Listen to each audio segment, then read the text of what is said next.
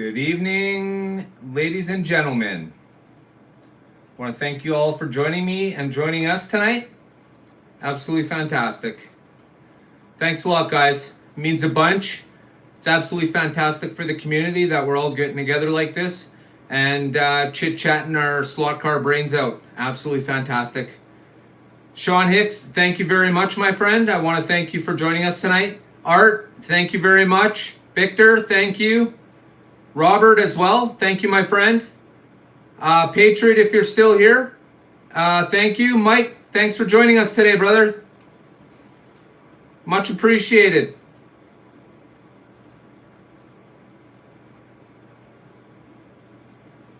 Yeah, you bet, Robert. Someone's making a giant killing. There's no question about it.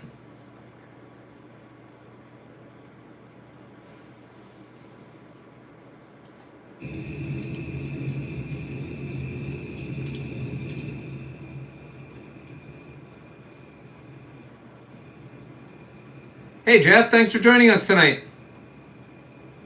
Can everybody hear me okay? Mark, thanks for joining us, brother.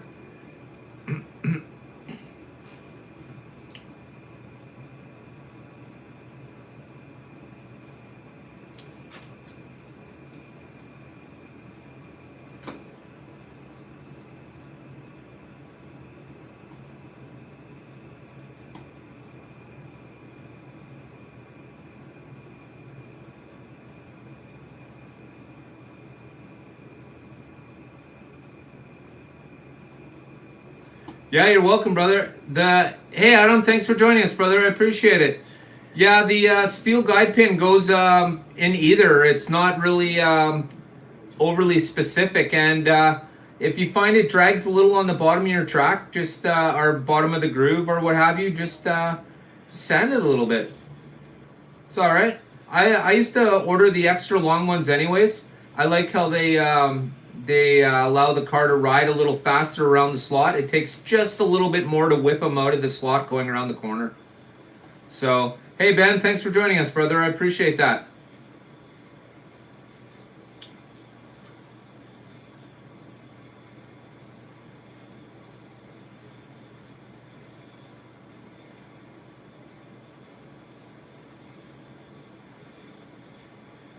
Yeah, Irene, Robert says hi.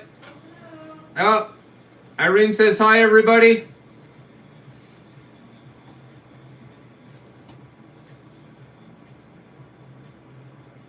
Yeah, that's okay, Sean. You'll find they ride a little better. I find for the dragsters, when they need to go in a straight line, that plastic fin is fantastic. It works great to keep the car going straight and forward. I feel it doesn't work very good for corners. That's where the pin comes in much better. If you're not going in a completely straight line, then you should be using a metal guide pin. That's how I look at it, and that's what I try and bring across to everybody. That's your best value, and of course, your best value is actually buying the pit kit, and it doesn't have to be a deluxe pit kit, but if you're buying an extraction car, grab the extraction pit kit because it's going to come with the guide pin. It's going to come with a few spare springs. It's going to have some shoes. It's going to have some wheels, some tires. So that's why I personally haven't purchased guide pins in quite a while. I usually get them out of my front tire pit kit by AFX. That's 22036. Absolutely. Every time. Yeah, the long pins I like them. They seem to hug a little better. Hey, Obituary. Yeah, Canada's awesome, man. Woo! Thanks for joining us tonight. Yeah.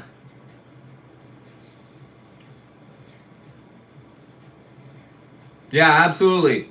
Yeah, and if you want your cars to look super awesome, Auto World has their labeled tires too with if you're just talking like funny cars, then you can get the labeled.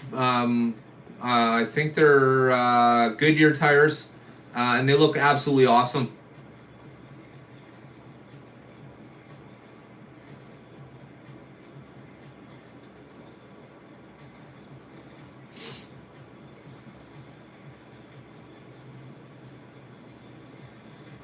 Yeah, you can never have too many. And like I said, you want to make sure you have some plastic ones. You want to make sure you have the fins, and you want to have some pins. Fins and pins. You need to have a good bevy of both for sure.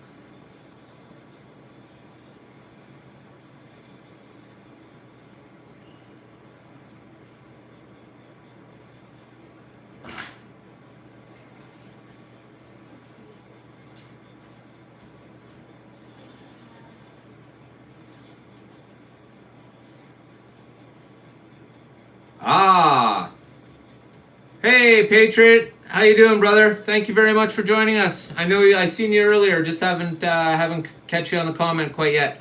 What do we got? So the question is, what is on top of the coffee cup?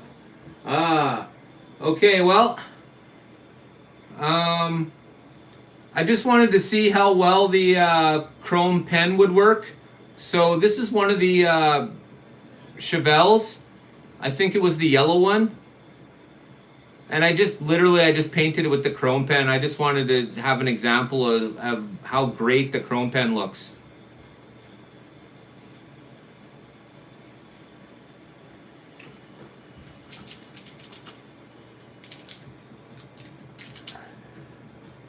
And then of course there's this.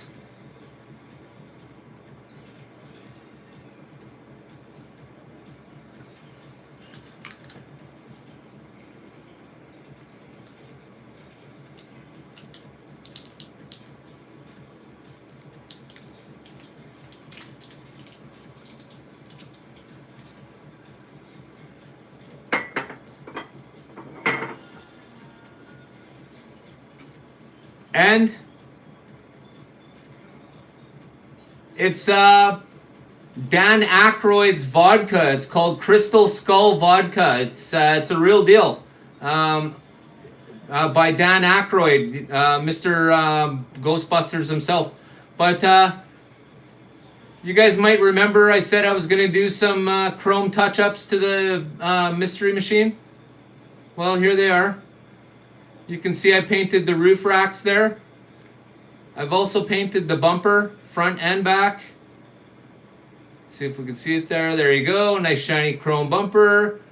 Did a little on the back. And of course I did a little trim and got the door handles as well. I don't know if you can see that or not, but so yeah.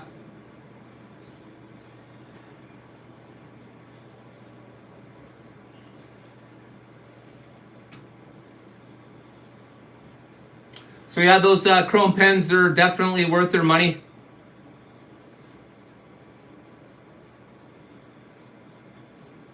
Yeah, the chrome looks good. It's only little, you only need to add a little bit, just a little bit of detail where it's supposed to be. Chrome bumpers. And of course I switched out the mags, the ones that came with it, and I switched them up with the chrome ones. Chrome 4 gear, of course. Man, they look great. And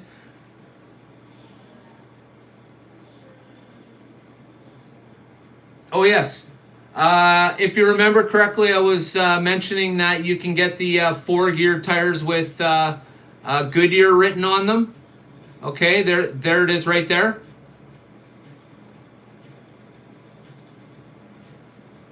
And they look absolutely kick-ass. This Mystery Machine looks ready to roll. Yeah, chrome pen, my friend. Art, absolutely, chrome pen. That's what I mean. I used to push the silver Sharpie, and the silver Sharpie's great if you don't know any better. But now you all know better. Don't buy the silver Sharpie unless you need a silver-esque look. But if you're looking for that mirror chrome finish, those chrome pens are absolutely fantastic. I love how they work. Del, how you doing? Thanks for joining us. Yeah, you bet it's good vodka. Hey, I'm not a drinker. It probably took me 2 years to get through that bottle. But I'll tell you what, every time I had an ounce of it, it reminded me exactly how much I paid for it. Woo! Loved it. It was great. I always knew I was going to turn it into something looking cool when I was done with it. So it's all good. Yeah. I'm not a drinker, not even close. Oh, apparently I'm selling cars up here. I don't do that.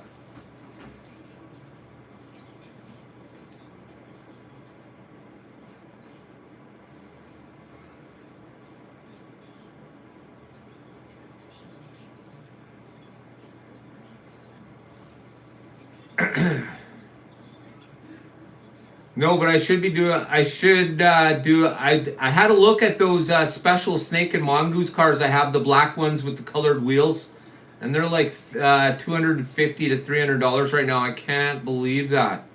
That is so insane.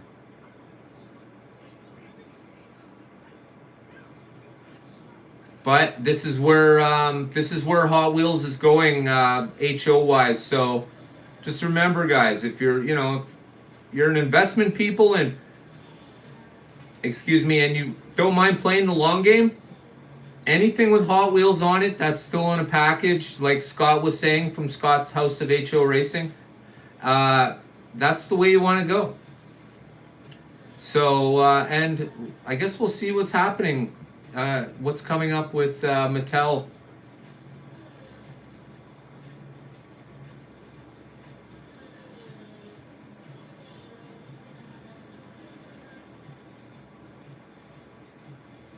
No, letter on the silicone tires will rub right off. You wouldn't be able to do it. The only problem with running silicone tires is silicone rips the rubber off the track. And I know you might not be able to see it if you don't run your cars very much, but for those people who have seasoned tracks, you can see that the cars are leaving rubber on the track.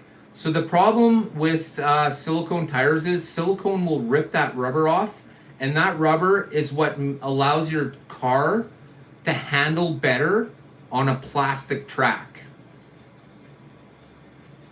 Silicone are okay if you don't mind. But consistency. So then you're gonna run everything with silicone tires, or everything not. Hey, Rick, how you doing, brother?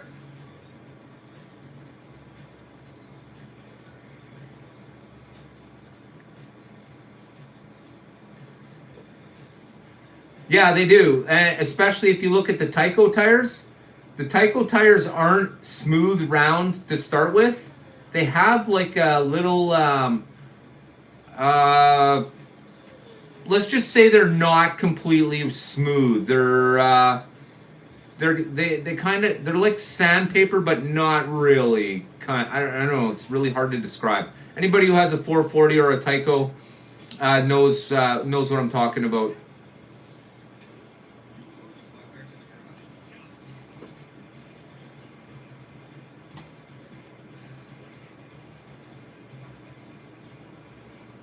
Hey, RC man, thanks for joining us. Sorry I missed you, brother.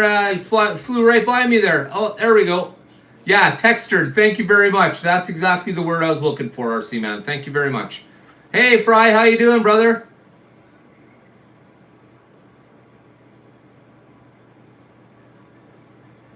Oh, like painting wheels, Rick?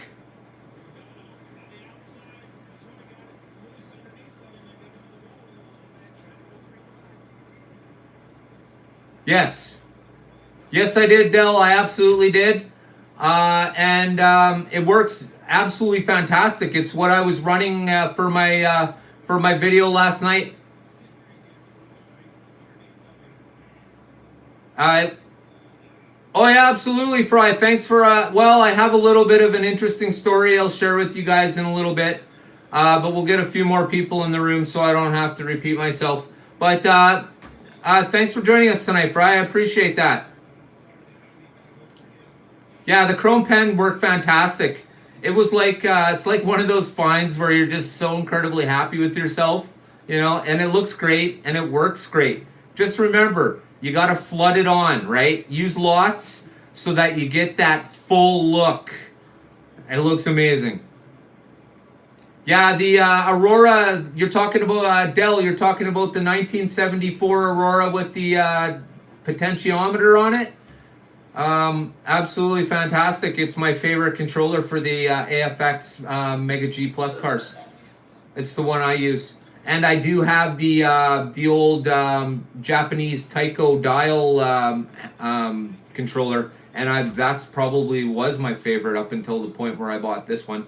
And for an object that was made, 1 year before my brother was born, It's absolutely fantastic. It works great. I never had a problems with it, and I like the fact that I could dial it down. Amazing, amazing. They could build something like that in 1974, and it still works today, and it fits in my hand. And today we get the 120 ohm. It fits in the hand of a 4-year-old child, which is great because we got to get the kids into it too. But the adults, first off, are the ones that buy it. Let's keep that in mind. So what I'd suggested is maybe they need to have, in a 4 controller set, maybe they need to have 2 big ones and 2 small ones. But that's just me. How hard would it be to make a handle that's bigger? Heck, the inner workings could be exactly the same. Make the trigger a little longer, make the handle a little bigger. Hell, the top piece doesn't have to be any bigger as long as the handle's bigger and the trigger's bigger. I don't care how tall the head is, as long as the same gear fits into it. I could never figure that out. It seemed like an easy one.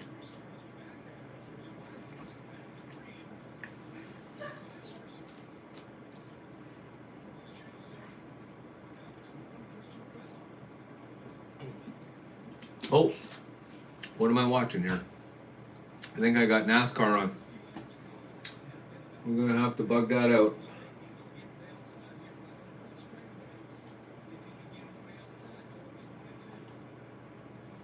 Hey, all right. I don't know if you can even see that. I think that's too white. There we go. Yeah, got you. No problems, brother.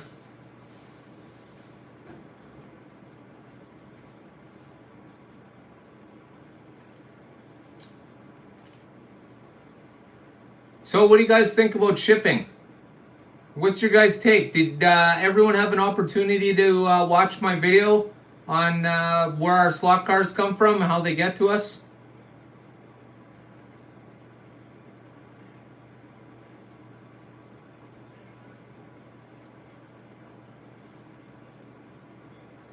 Yeah. There you go, Robert. Maybe that's an idea, right?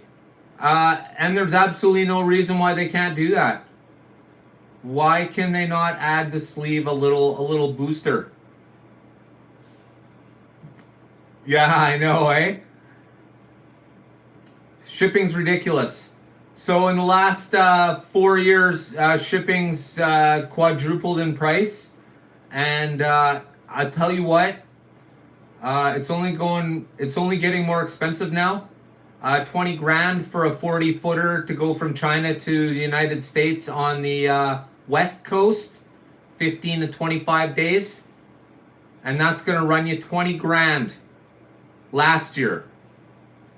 It's already gone up another 2 grand. So it'll be $22,000 right now. I'm not sure how many containers are full of slot cars, but I can only imagine it's probably like 1.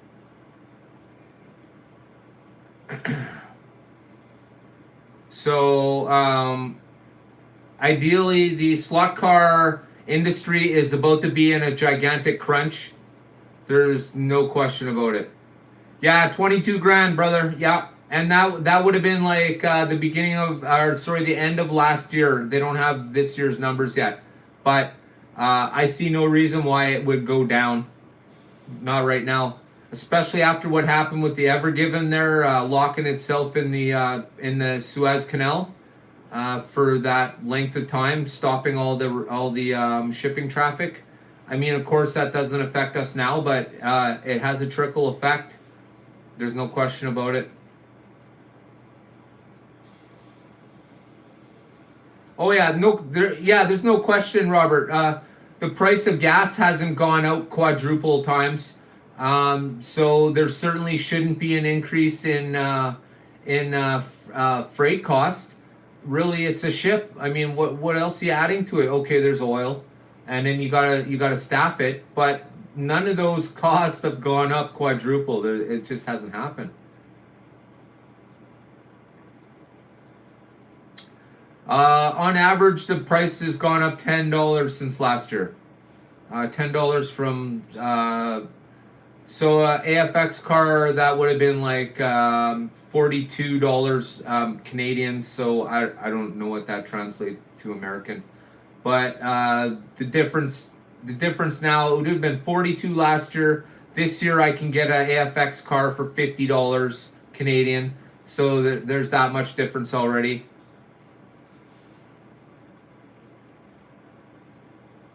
Yeah, East Coast, that's 25 plus days, Adam.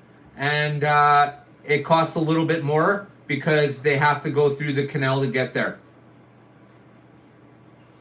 That's the reason why they can get it to the West Coast, California, and Seattle area and such. They can get it there 15, 25 days because they're just chugging it directly across the ocean. If they got to go to the the East Coast, then they got to go down through the Panama Canal and back up, of course. Yeah, we definitely are RC man, and the whole point I'm trying to get everyone to realize is we can handle these prices right now somewhat, but they're only going up. So we cannot keep making slot cars in China, okay? It made sense in 2016 when we paid $3,500 for the 40-foot shipping container. Okay? That was 2016. It made sense to ship your cars or have your cars made somewhere else because you can get them back to you at a reasonable price. I'm sorry, I'm not sure who anybody thinks they are, but 22 grand is not even close to being reasonable, and it's only going to go up, and it's only going to keep getting passed on to us until two things happen. One, the company either figures out that they got to somehow, it's just like when you don't like your job, and as long as you stay there, you'll never find a new one. So until you leave, you'll always still be there. And the problem with still being there is that could be a big time problem. Yeah, you see, that's what I mean, Adam. Like, okay, so we can't make them, you don't want to make them in China anymore? So then why don't we make them in Canada, where instantly as an American, you pay 30% less for everything? Welcome to Canada, the land of 30% less for an American. It's a true story. Hey, James, thanks for joining us, brother. I appreciate that. Yeah, profiteering, Robert, absolutely. And it's profiteering in the shipping company. Yeah, of course, I got my copper ribbon from China. But also, what I wanted to bring across, and I'm not really a political person, but you guys all, I hope, understand that every time you buy something from China, you are supporting the Chinese Communist Party. You guys know that, at least you do now, okay? There's no question about it. Every company in China bows to the Communist Party, no question about it. Xi Jinping, he's the leader, and he rules the country, and everything Chinese goes back to them. Everything. So I understand that you cannot probably cut Chinese out of your life, but always remember, everything you buy from China goes directly to what almost every American is against. That's it.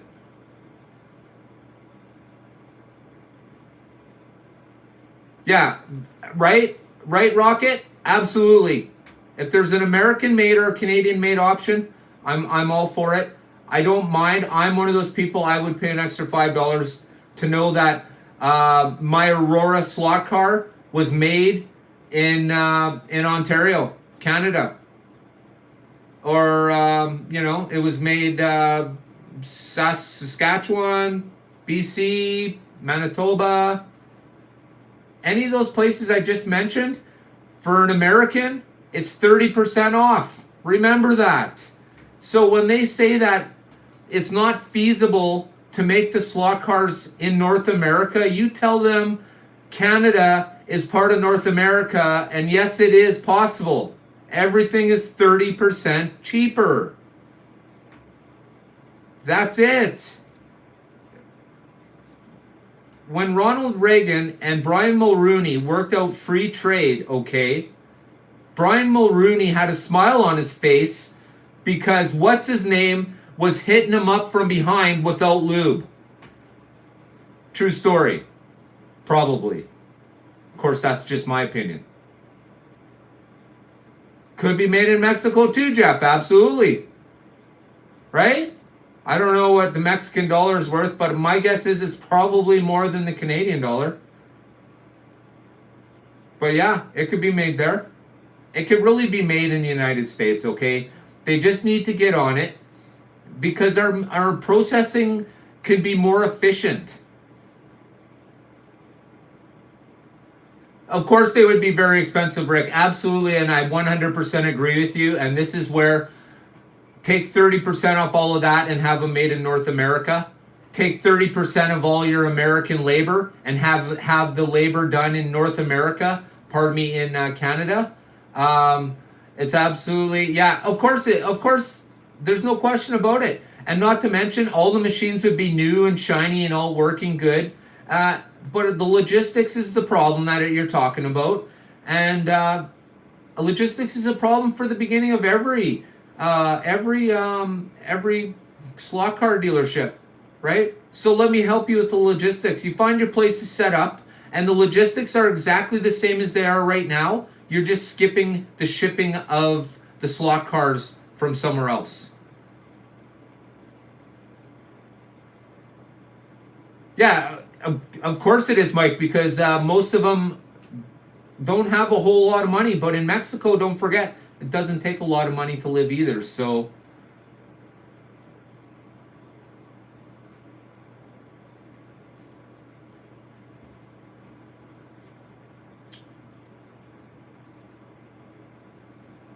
and of course, it's always going to be about getting it here for a good price. But when you can fit 18,000 containers on a ship like that, and they're charging $22,000 for a container, I don't know, man. It just doesn't seem right. That's absolutely correct, Robert. That's exactly what the problem is. The technology is not going to be cheap, but because it'll be made American, it'll be built better, I would like to say.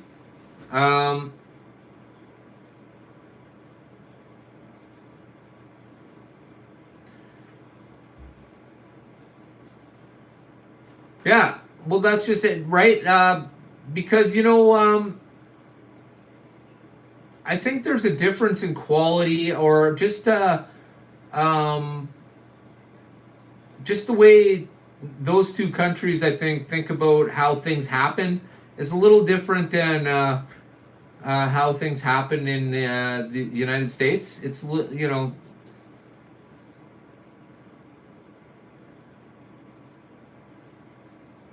yeah, of course it would, Rick. But the problem is right now, the 3D printers aren't quite to the stage where they can round off corners because of how small the HO is. Although, am I wrong by thinking there's such a thing as resin printing, like where it's like printed in goo and comes up out of the stuff? I don't know, printed in goo. Probably not goo, but you know what I mean.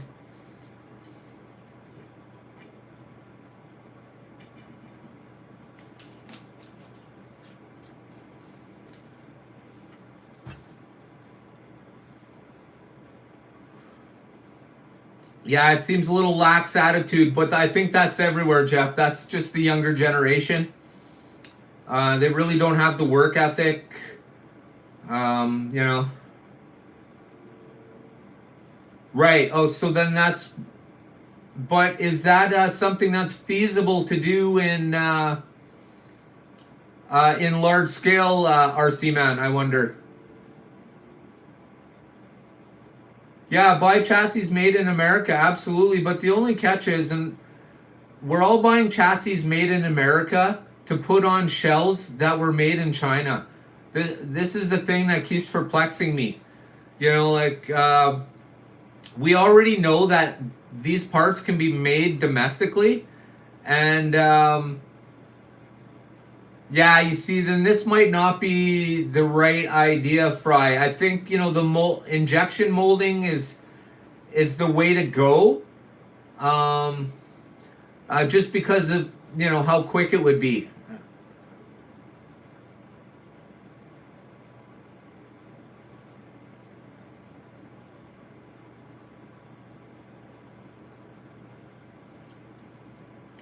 But I don't think it's beyond, you know, anybody's comprehension to make it happen here in North America, wherever it may be. Um, of course, everything that starts new will probably cost money. But I'll tell you right now, you've just saved yourself 22 grand by not having to ship it over from overseas.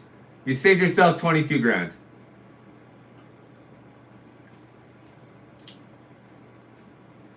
So, you know, maybe you could put that first 22 grand into making you feel a little better about the expensive purchase you're about to make here in North America. That's all I'm saying.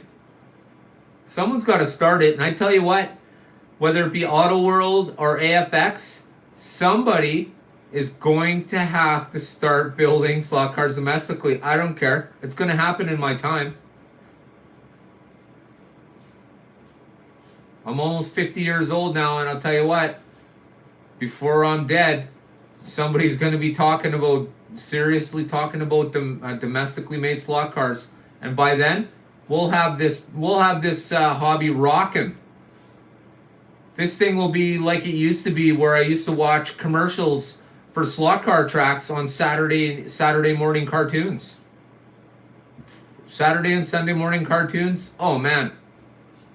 All those cool cartoons, and you got to see all the cool toys in between, and there was always slot car tracks, always.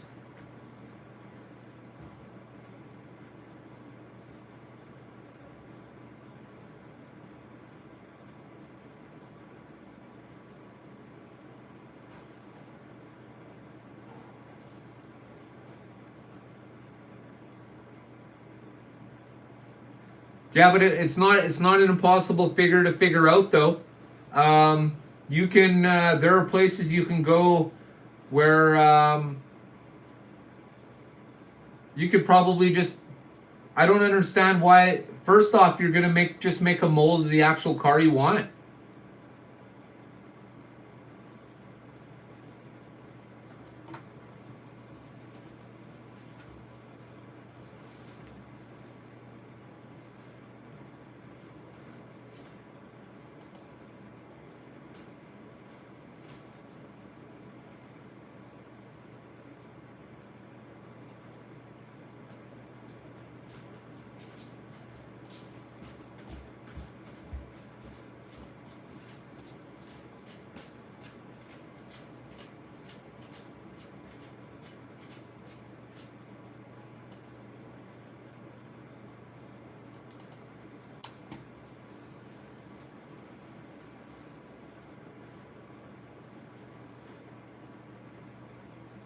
Hey, look at that. Thanks for joining us, Gale Force. The mayor's in the house.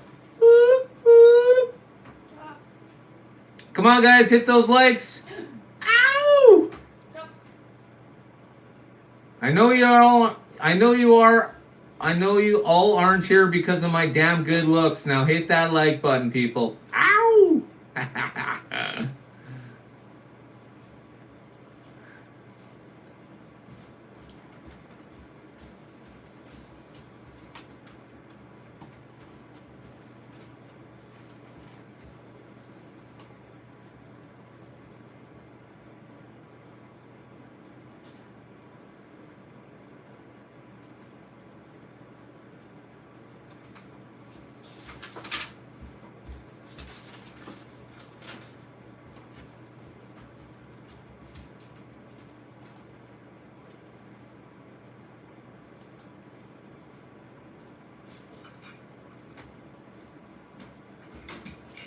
Hey, all right, Patriot. Now that you're back, I just want to give a shout out to my members. First off, I want to say hi and thank you to my newest extreme racer, Iron Bugbear. I want to thank you very much. I appreciate that. And if you don't know where your money goes by now, have a look at my videos and you'll see where all the fantastic money that my absolutely amazing members have donated and where that money is all gone. Scott Spansel, I want to thank you very much. He, of course, is another extreme racer. And I want to thank Patriot Hobbies, my friend. You are a true slot brother. Thank you very much. I definitely appreciate it. Donald Masson, thank you, my friend. He's also a slot racer. And Roach Racing HO, who also has a page of their own. Please make sure you guys check out these racers. Okay? Patriot Hobbies, he has a channel of his own. Please make sure you go check these guys out. I appreciate that. Thank you guys immensely. To all my subscribers, fantastic guys. I appreciate it. Without you, I would have never gotten to where I am right now. That is the absolute reason why I want to just give the big hug to the community and tell everyone thank you for making everything so great. And make sure you let everybody else know who's in the slot car community and making these fantastic videos for you guys. Absolutely awesome. Thank you, my slot brothers and sisters. I absolutely 100% appreciate it. And I'm immensely overjoyed. You guys are the greatest. Thank you.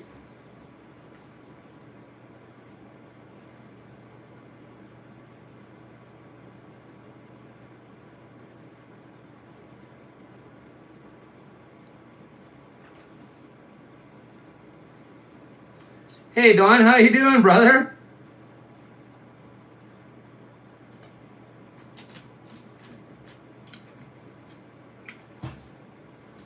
So, unbelievably, I am still waiting for the red GT, the red GT 500 Shelby, and the yellow, oh man, I guess it's a ZL1. Not here yet. Still waiting. Anytime this week, though. Maybe today or tomorrow. So keep your eyes out for those videos. Damn, hitting it up. There it is, Patriot. Thank you, my friend. $4.99. Thank you very much. I appreciate that. Guys, make sure you check out Patriot, okay? Man, he's got a lot more than racing going on. He's got some cool stuff. He's got a family farm going on, too. Totally cool. I really enjoyed that chicken coop build, brother. Fantastic. I love watching stuff like that. Hey, it's just part of the mystery person in back of me. I always got to know what somebody else is doing. You know what I mean? It's like, yeah, everybody wants to know what somebody else is doing. So that's why unboxings are so good, right? I mean, they don't have to be long. People just want to see what somebody else has. Thank you, Matt at Patriot Hobbies. My friend, I appreciate it. Thank you. Oh, I just wanted to pop this out there. For anybody who's a creator, get in the habit of making 8-minute videos.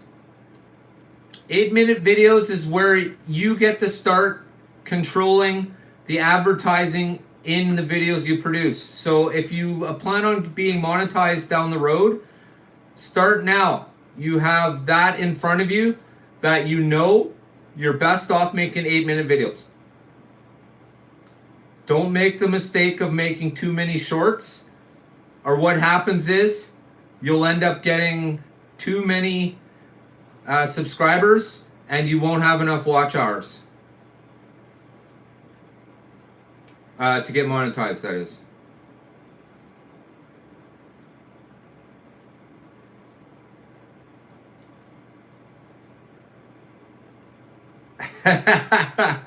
Yeah, I know. Some days, honestly, Mayor, some days it's like, I won't, some of my, what should have been better videos were only like, geez, I found 2 videos that were like 7 minutes and 50 seconds long, and I can't control the advertising in them.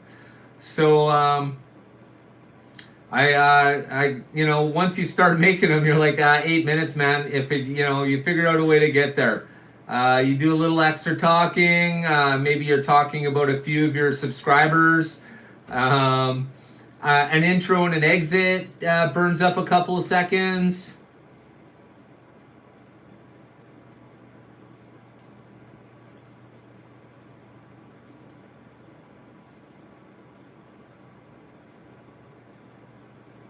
Yeah, you see the problem, Jeff, is the yeah, it is Patriot. Yeah, but you know what? The secret, I find the secret to sock puppets. Yeah, no kidding, eh? I find the secret to keeping people entertained. It's like, oh my gosh, you know, it's like squirrel, shiny thing, right? And we're instantly like, what? So I found the secret is lots of shiny things, lots of color, have lots of stuff in your videos on your track. I find that's a big one. People like to look at stuff on the tracks while the cars are racing around. 8 minutes is long, yeah, but it's not forever. Look at it this way: you got yourself a 20-second intro, you got yourself 10 to 15-second outro.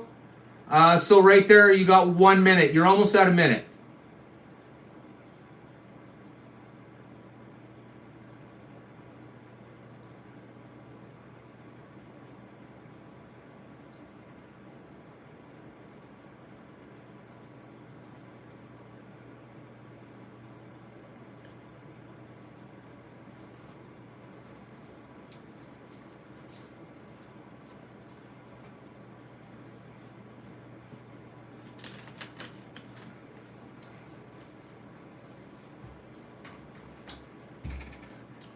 Yeah, that's when I was younger, I was big in the trains, so I always wanted to do all the cool things that you know, other people do. Some of the train layouts, HO train layouts, are absolutely fantastic. Wow, those guys go all out. And when I seen those HO style lights, it blew me away. I could not believe it. It was so awesome. And then of course I came across that I think it's called plug and play setup or something, and it just made it so easy.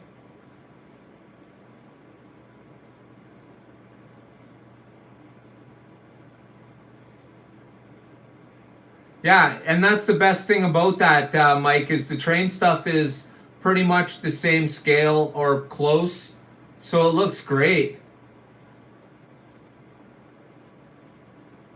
Right on, RC man, kick ass. Everything good, I hope.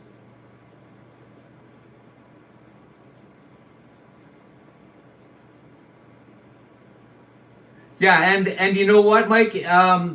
Just your how close you have your camera to each object could actually put them both in the same scale. Like for me, what I plan on doing is I'm gonna run the 1/187th scale people on the stands in the background of my drag strip scenes. Only because to buy that many one true 1/64 scale people in metal, that would be there would be a fortune sitting in those stands. So when I can get a whole bag of decently painted 1/87 people who will just be background fillers, literally out of focus anyways. And like I said, then you run all your good metal ones nice and close to all the vehicles, and you do the smaller the scale, the further away put it. That way it helps keep the scale of everything you're doing. Because the last thing you want is this tall guy next to one of those little people, right? It just that's the kind of thing that'll make people like, oh, well, that's kind of interesting. But yeah, there's just so much to see. The lights are fantastic. I plan on doing more lights on the actual set itself. I want it lit up so that you can totally see racing on all parts of the track. Right now, some of it's kind of dark, and I did that deliberately because if I were to put lights on my front area, I would easily probably break them or lean over them or crack them or what have you.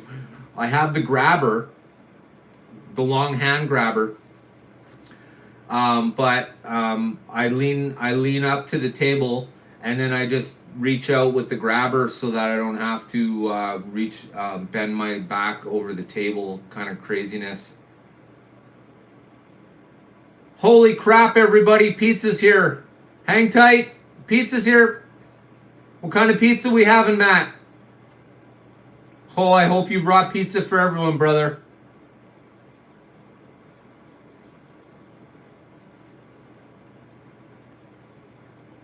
Oh, Mayor's got company. Yeah, Mike's in. He'll have a slice. Oh my gosh. By the time we all have a piece, there might be nothing left. Oh, there you go.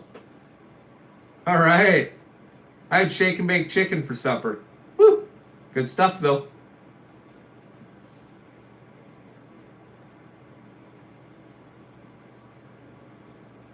So how's everyone doing tonight?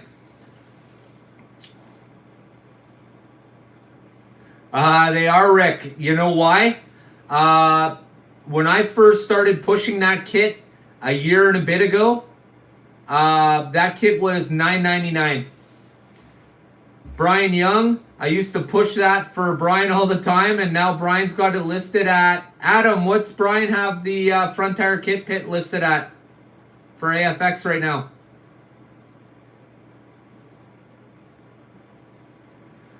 No, not, they're not worth anything really right now. They're worth the fact that they're I-wheels.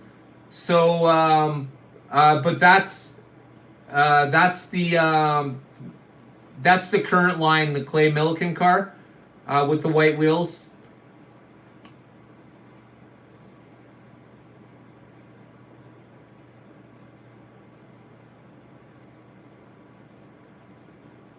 Oh yeah. Yeah, Jay, but Stockpile Hobbies doesn't have his track anymore.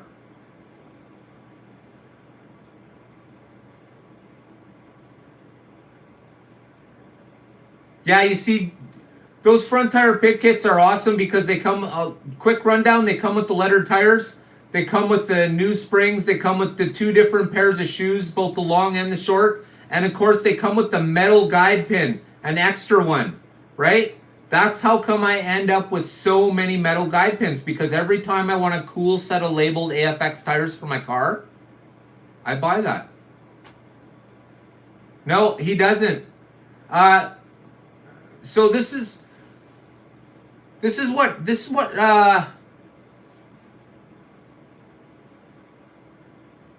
oh, he doesn't, he's probably sold out of them too then.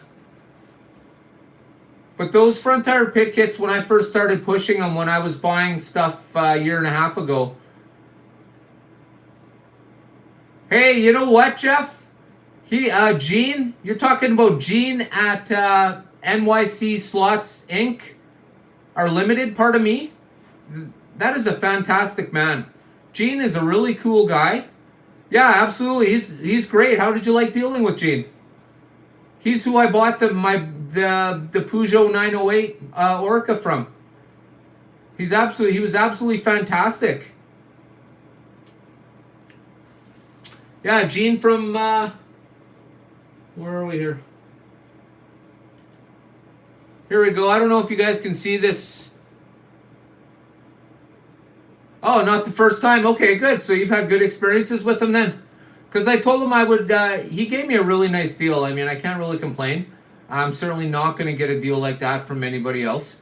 I told him it was fantastic. It was great to deal with, and I told him I would definitely mention him. And for those of you guys who like the racing rigs, okay, racing rigs, go to NYC Slots on eBay.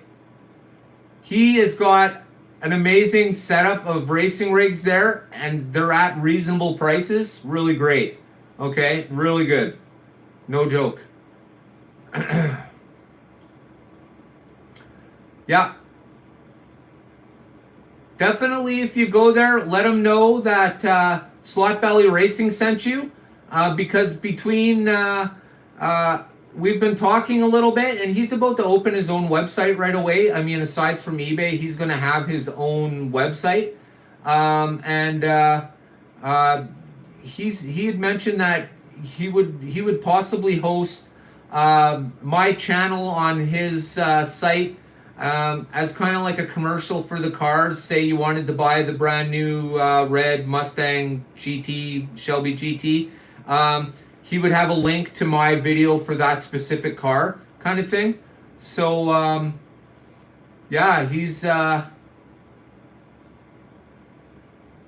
Yeah, I know. Yeah, that's what I told him, Jeff. I said, you know, these are flying off the shelf. When I start telling everybody that the SBR style, you know, you're doing it SBR style, and that means you've installed the front tire pit kit on it and the level 42 magnets. I mean, people say that now, and that's an actual thing. I've heard a couple people say it in passing, you know. Just because I personally think it looks fantastic. You know, if you're going to own one of these expensive little cars, then it really should be the best that it could possibly be for you. Not the best it could be for me, because I have my own preferences, just like you have your own. Hey, maybe you're not a front tire pit kit guy. That's all great. But you know what? In that pit kit is still coming with the new tires, the 2 different size shoes, the springs, the steel guide pins, once again. Right? Thank you, Don. Absolutely what I'm talking about, the SBR treatment. Everybody knows that. And this is the reason why, I'm sorry, it's probably my fault, is the reason why they went from $9.99. Because I used to buy them 6 or 7 at a time. Seriously. If you look at all my good cars, all my cool cars, they all have it. I love that look, man. When you see NASCAR and those labeled Goodyear tires or whatever they're using are rolling around the track, come on, people, that is awesome.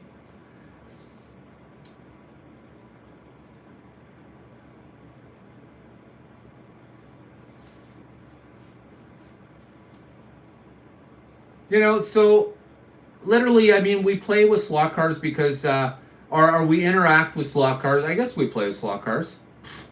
We play with slot cars because, you know what? For myself, it reminds me of when I was 8 years old playing slot cars with my brother. There was nothing better in the morning than to be at my grandma or grandpa's place. We run downstairs in our pajamas and fight over racing for 3 hours straight. You know, there's nothing like that. Oh, the good times, you know?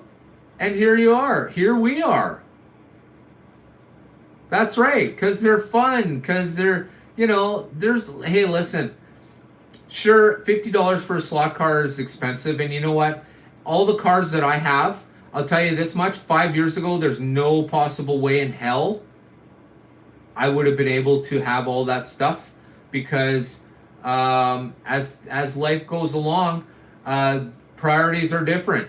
Hey, Giacomo, thanks for joining us, brother. I appreciate it. No, Mike, oddly enough, here's an odd coincidence. My brother is 2 years younger than me, born 1 day later. So, I'm 2 years and 1 day older than him.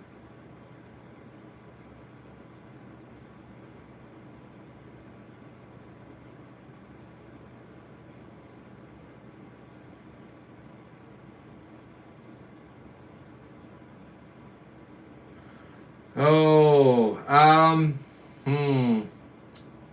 okay, here's the combination, Sean. All right, are you ready?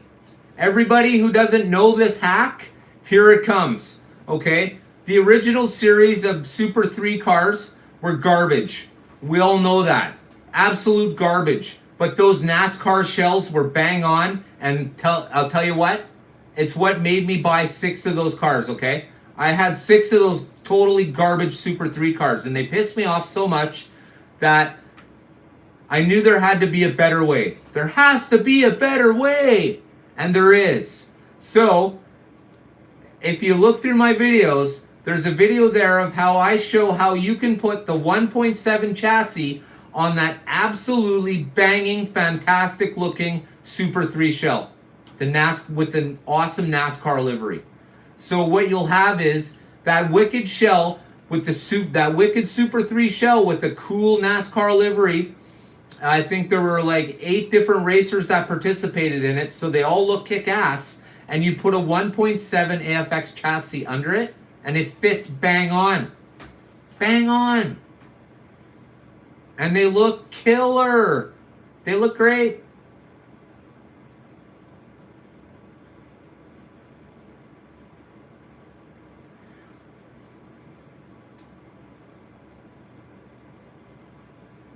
Yeah, I don't even bother. Like I said, I use the Super 3s to clean my track, and I use the shells on 1.7 AFX Mega G Plus chassis. Yeah, they're great. Yeah, absolutely. Babe? Hey, babe?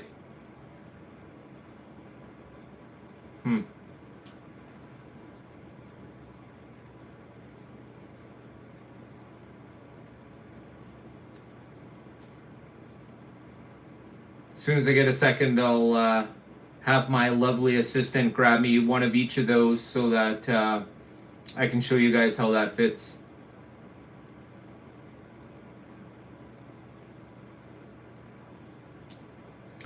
Yeah, they fit perfect. They're almost like they were made for it. It's a bang-on fit, and literally that the shell was worth it. The cars look fantastic. It's part of my NASCAR series, so that I would have 4 AFX Mega G Plus cars with the wicked NASCAR livery racing around the track, because I tried originally doing the race with 4 with 4 of those Super 3s. Oh boy. Hey, let's just say I did have 7, 6 survived because 1 didn't quite make it. Yeah. Let's just say frustration got the most of me, and it turned into a parts car real fast. But hey, everybody needs a parts car.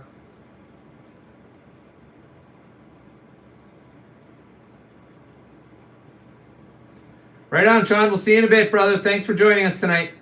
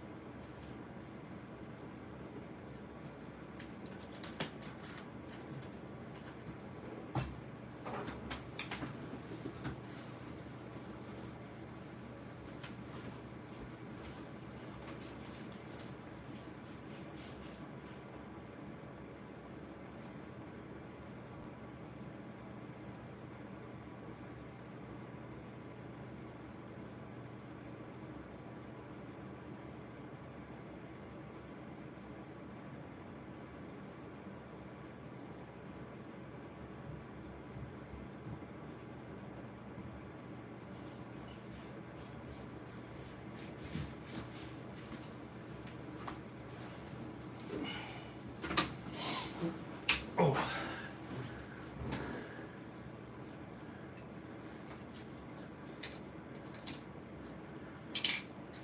Okay. So for comparison, right? This is the Super 3 Jeff Gordon. Absolutely fantastic livery on this car. Right? So that's the Super 3. All right. Of course, that was Auto World's version. Here's AFX's version of the stock. They called it the Stalker. Okay. Stalker. It looks nice. No NASCAR liveries on it though. You can see here, okay, this is the AFX one. All right. Here's the Super 3 I just showed you. All right. Are you guys ready to be blown away? There you go. Have a look at that one.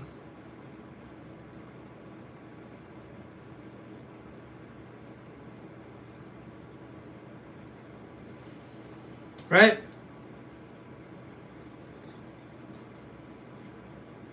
Of course, we got the Jimmy Johnson.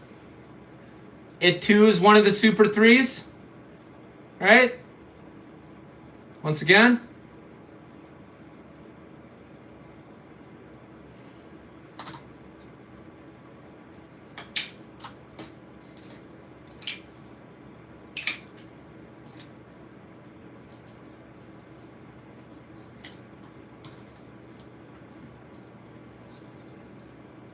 Yeah. Yeah. The new Super 3s, they fixed the problem. Yeah, the 48 looks absolutely fantastic, eh? I just love that. Right? These cars are absolutely spot on. They look great.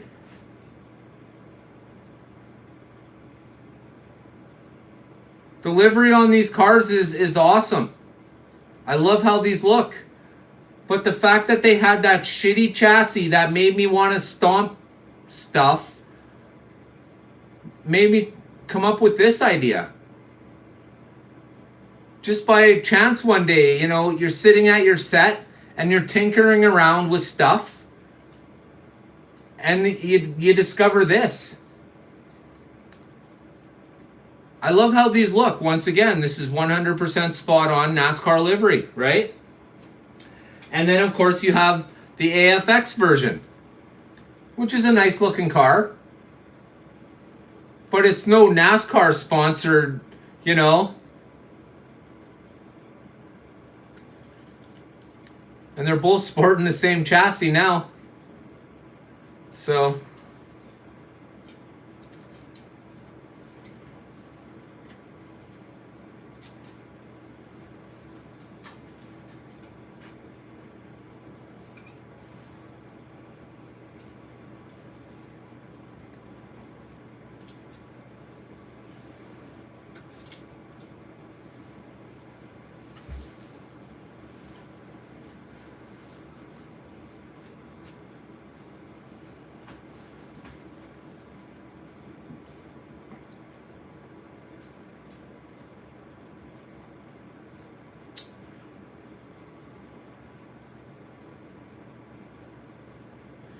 Yeah, there's a few ways to get around that. Basically, if you buy a Super 3 that has a NASCAR livery on it, it's the old one.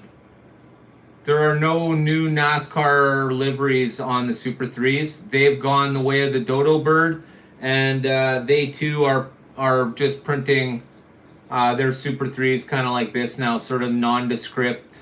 It's a stock style car kind of thing, but it's not a real NASCAR inspired. It is NASCAR inspired, of course. It's just not NASCAR approved. So, but yeah, as you can see, they look absolutely fantastic, and you can get a better meshing gear. There are people out there who have done reviews on it. For myself, when I spend money on a car like that, when I bought 6 of them, I normally buy 2 of each car. In this case, for the Super 3s, I thought, oh, I'm going to buy all 6, so I'll only buy 1 of each of them. I'll open them all up. And one ran somewhat okay, somewhat decent. And the other 5 were marred with the Super 3 problem. No, NASCAR's priced themselves out of that. Chopster, come here, bud.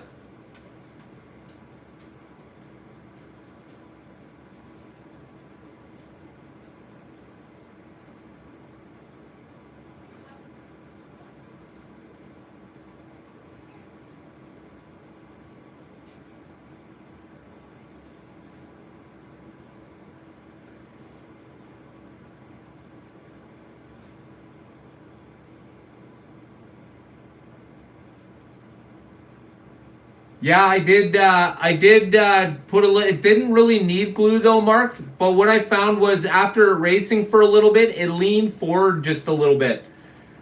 I just had a glue gun just sitting there, so I just hit it with a tab. I could easily just dislodge it. It's not a big deal. In fact, you could even put a piece of paper on either side of the clip just to give it a little more tight. Oh, that would be so awesome. I'd love to see sprints. I think that would be so cool, man. I love watching sprints at my local track and the late models, and nobody's producing them. Oh, did I just see a paper late model in the last week or so from somebody? I don't want paper. You know, I want something real. But yeah, I'd be all over that. I absolutely can't wait until racing starts. This year I'll be hitting it up quite a bit.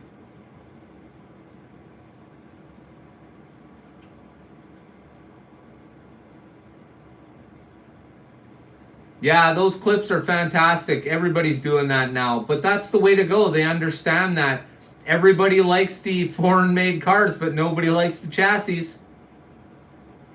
Yeah, I like those lifelike ones, although I'm not a lifelike collector. So it just shocks me that nobody else has done it yet.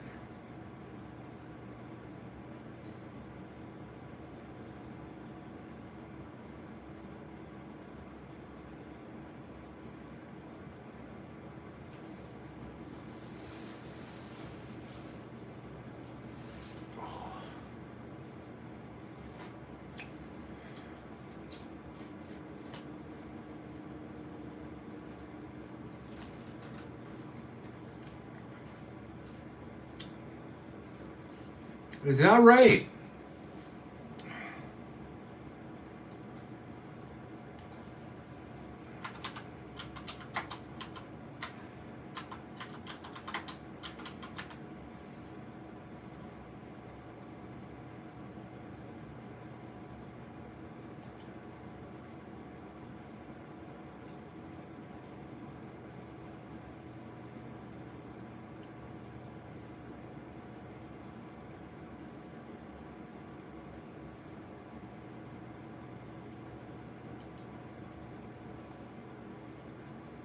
Huh.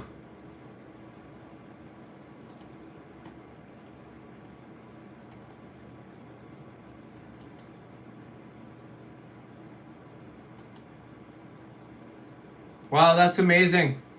I literally Google Tyco Sprint Car and nothing comes up.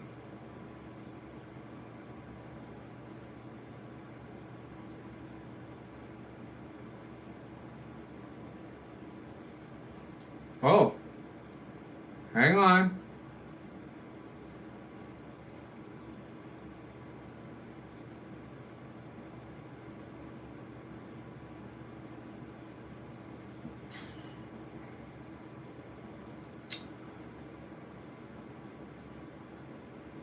Yeah, the only Tyco Sprint Car that comes up is a RC. Here.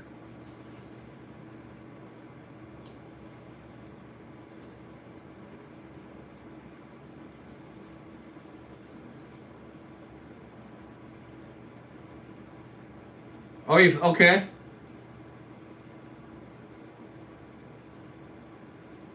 Racing Outlaw. Ah, okay. Tyco.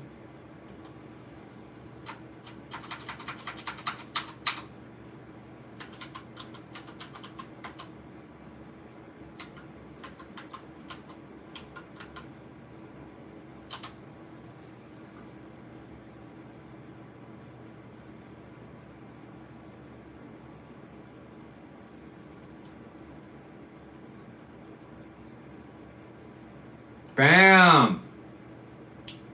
Okay. So the buggers do exist. Let me just get them up here for you guys. All right, here we go.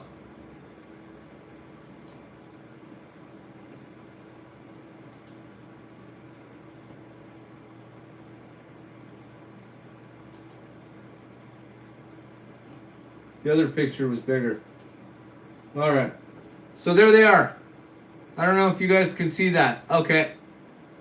I don't know how well you can see those, but there they are.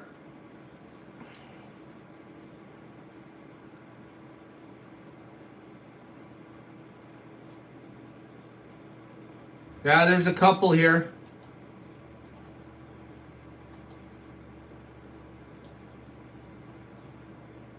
Yeah, okay. Yeah, all right.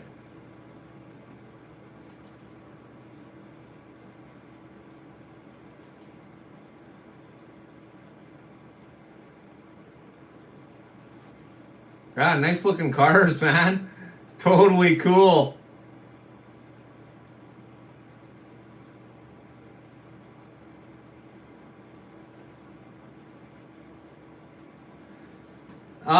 yeah, Adam, I did it.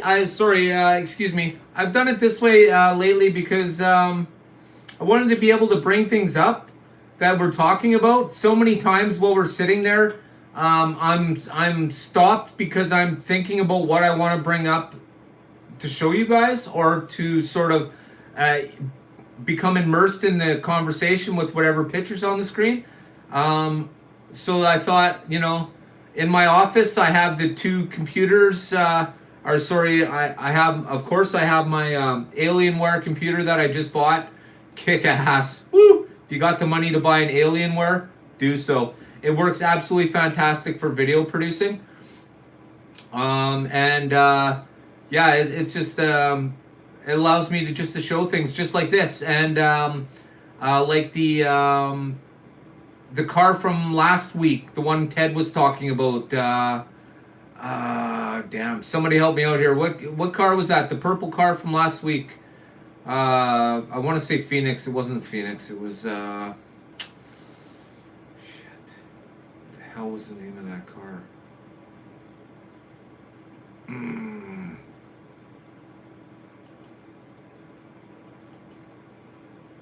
The Pantera. Absolutely. Thank you very much. Let me have a look here. Pantera. Oh. Oh.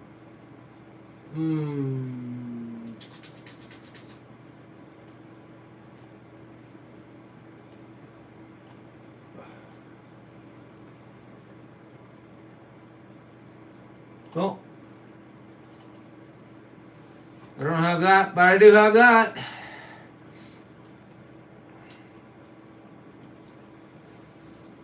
What did I do with that picture of the Pantera now? Darn it. I know you're here somewhere. I was just looking at it. Where did you go? Oh, Smart Scan, there's one broker looking for my stuff. Little do they know. I got nothing. And if they steal half of nothing, oh my gosh, I don't know how they're going to deal with that goose egg.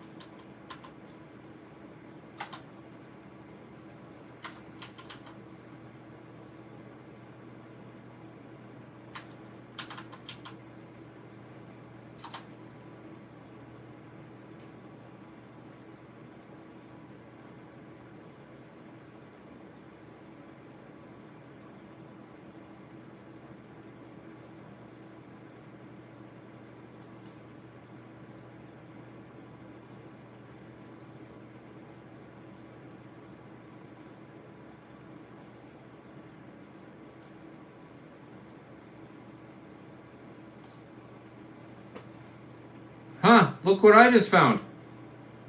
This wasn't the one we were looking at last week.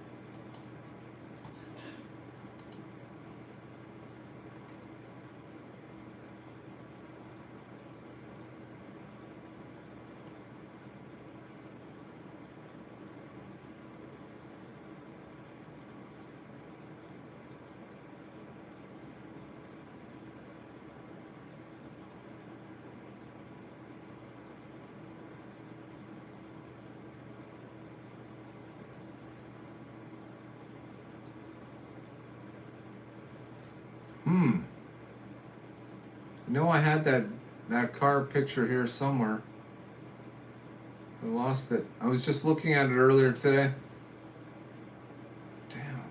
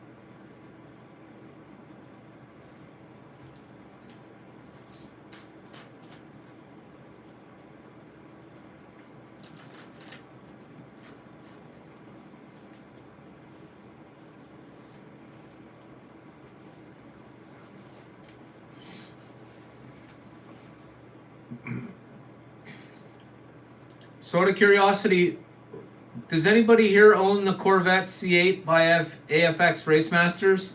The 1.5 chassis? Of course, it's the Mega G Plus car.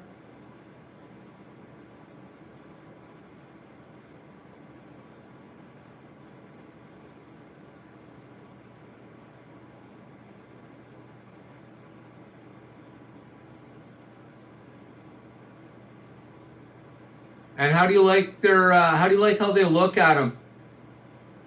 When I was at the World of Wheels, they had the black C8 there that I show right before the Mystery Machine, and I can tell you this: it doesn't have the same proportions as the AFX car.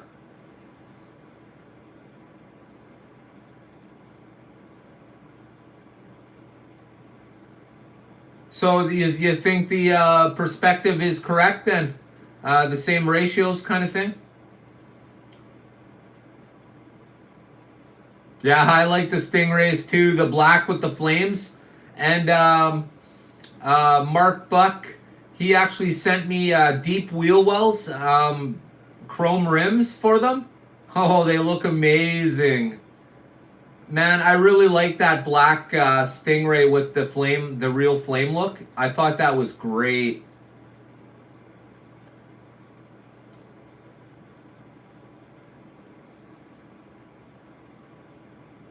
Yeah, they did a good job with that.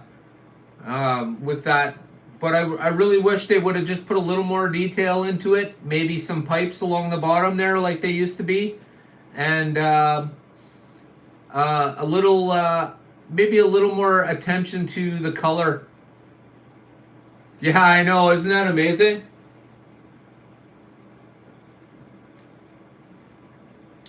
Now, are you talking about the red and the yellow one, Adam, or are you just talking about the new ones in general?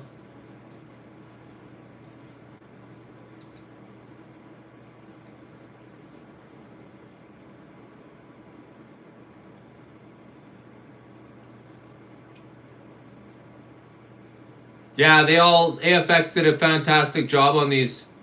Absolutely kick ass.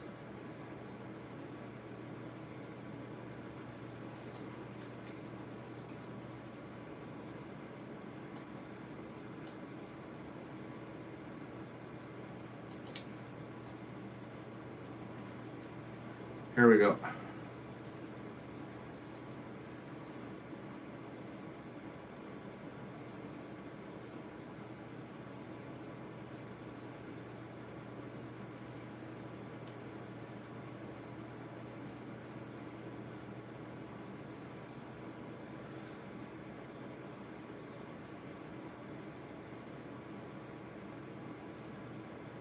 I'm really liking how these cars look. I love the detail they put into them. The chassis are killing me as of late. I don't know what happened to their quality control, but I can tell you this much. Someone did a little poopy in the bed. Kind of like Amber Heard there.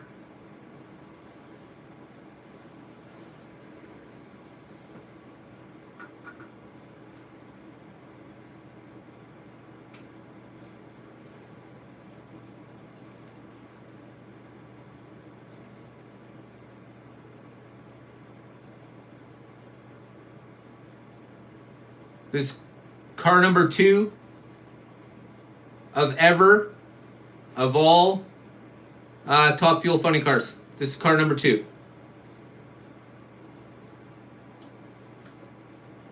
And of course, car number 1 belongs to Ashley Force, and I do have that one as well. Yeah, I have the red one right now. I don't have the yellow one. I don't have the yellow C8.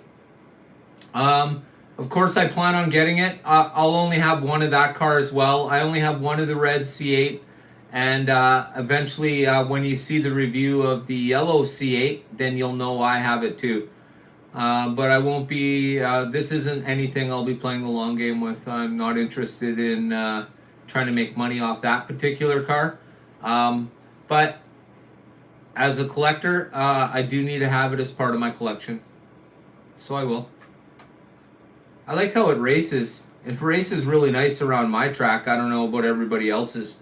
I mean, it seems up until recently, when AFX started dropping all these fantastic looking cars, I think all the greatness went into how they look, and someone took a dump on the chassis.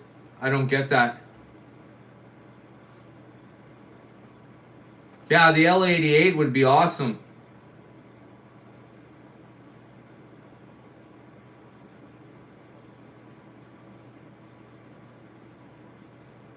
See, now AFX did have a few more different Stingrays, but they kept them limited. Like they had the yellow one, they had the light blue one. Those were set only cars. Ridiculous. Those cars aren't worthy to be set only. Sorry, they're just not. They're too plain Jane. There's nothing that makes them spectacular in my mind.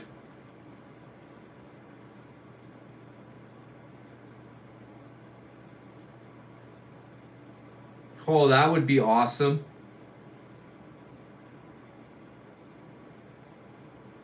Not really a car person. Never really got into fast cars. I guess I just never had the money.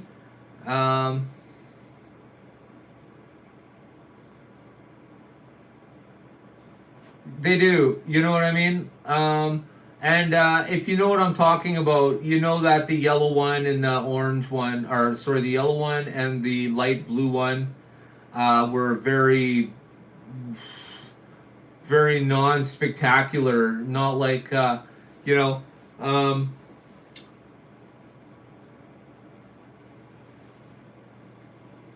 right?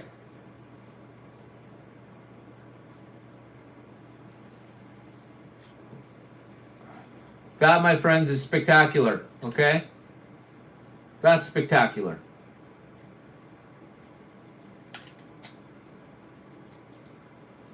That's spectacular.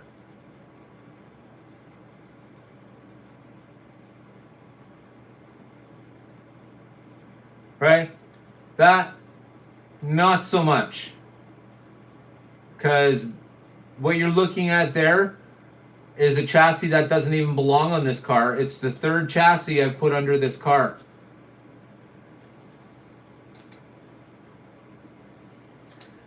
Bad AFX, bad.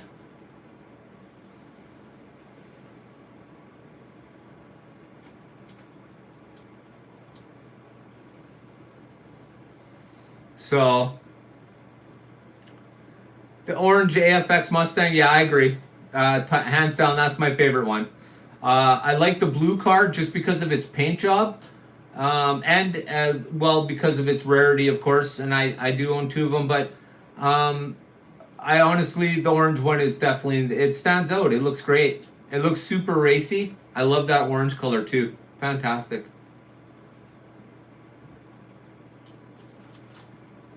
Oh, where'd your wifey go, Mayor?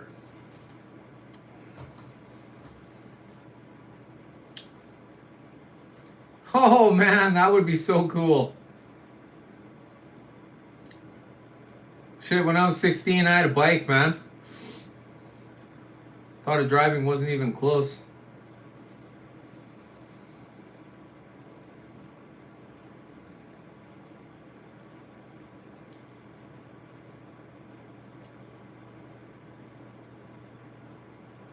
Ah, yeah. Ontario Orange. Yeah, that's what they called it. Ontario Orange. Yeah.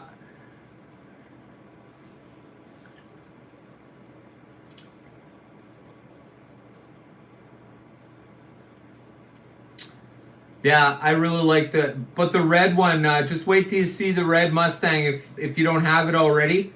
Um, the red looks fantastic. Well, you'll see it when I do the review and I'll do the race. Um, can't wait to have 4 cars of the same series. Like I'd like to have 4 Mustangs racing on my track, or 4 Camaros.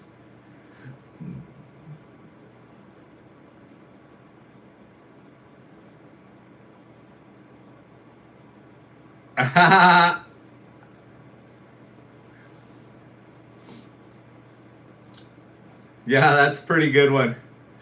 Good one, Shift, for sure, eh? Just loving it though. I'm sure wind in the face.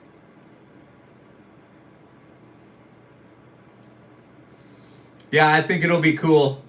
Absolutely.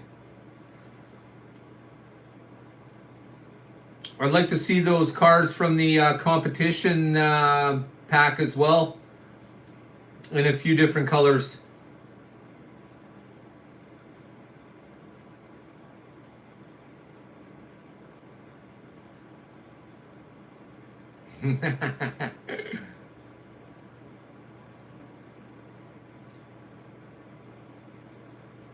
Yeah, exactly, right? You know what they say, right, Robert? Less is more in that case.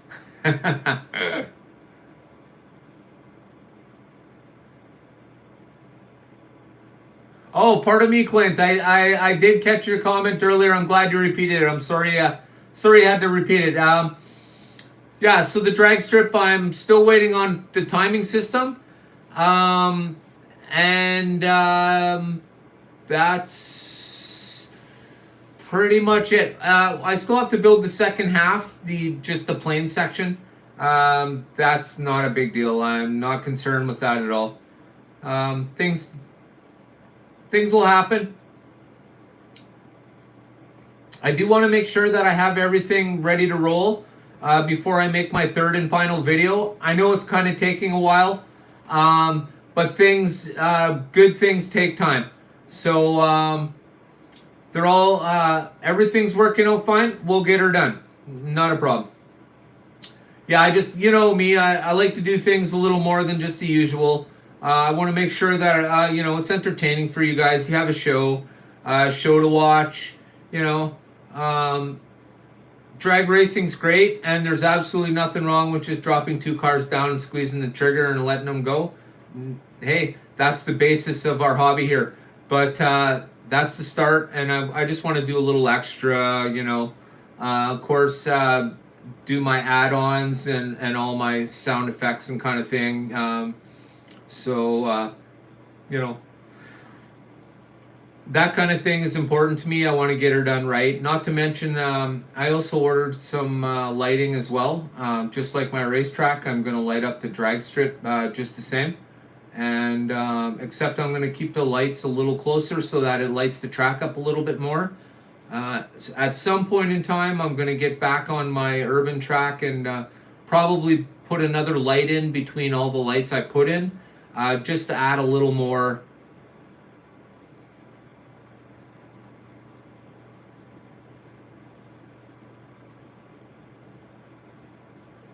Just add a little more light for everybody.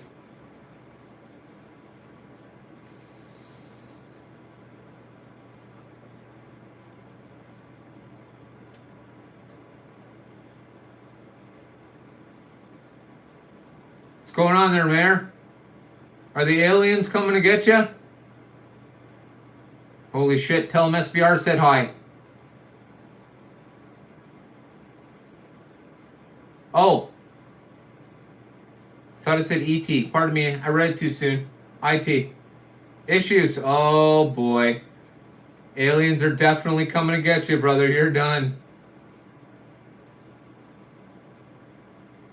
Well, like I said, tell them SVR sent you. And they should be giving you 30% off of anything they try and sell you.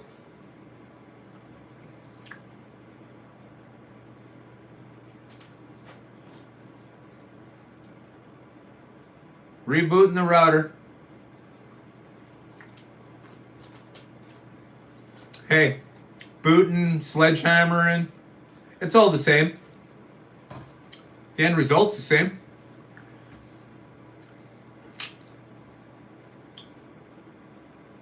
So what are you guys all waiting for in the HO world? What slot cars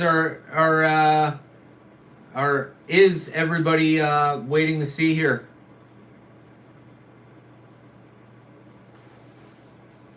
I know for myself, I'm waiting on those two new AFX cars, the yellow Camaro and the red Mustang. And then, of course, the competition pack will be right after that. And, of course, I'm waiting for Top Fuel.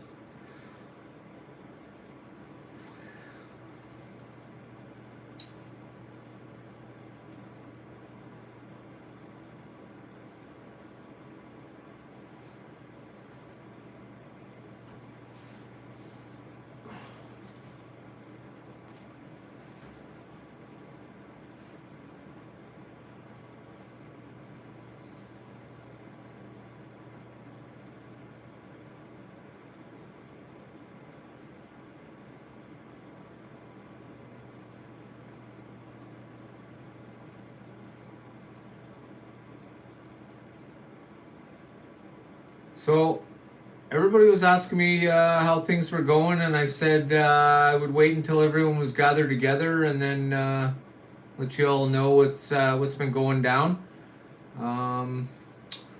Everybody grab a drink, maybe some popcorn, and let me entertain you for a minute with my pathetic private life. Is everybody ready?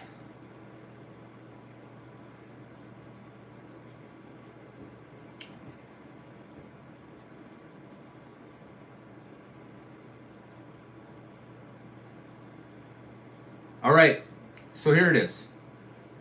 A few months back, at home, I was walking my dogs, and I ended up slipping. Now, I didn't fall, but I twisted my back enough where my back is already injured. I twisted my back enough where I wasn't able to move barely for a little while. That led me to going to see my doctor, and my doctor giving me time off work. So what had happened was, I guess my doctor doesn't really like, or my employer doesn't really like the fact that I have a YouTube channel and I'm still making videos while I'm at home, supposed to be dying, I guess.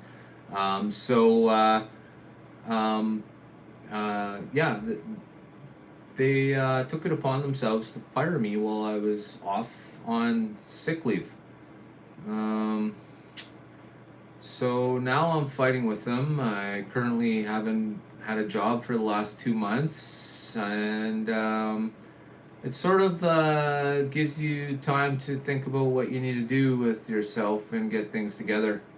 No, they can't do that, Adam, but because they're a billion-dollar company, they can do whatever they want, and you have to fight them over it. So that's the deal.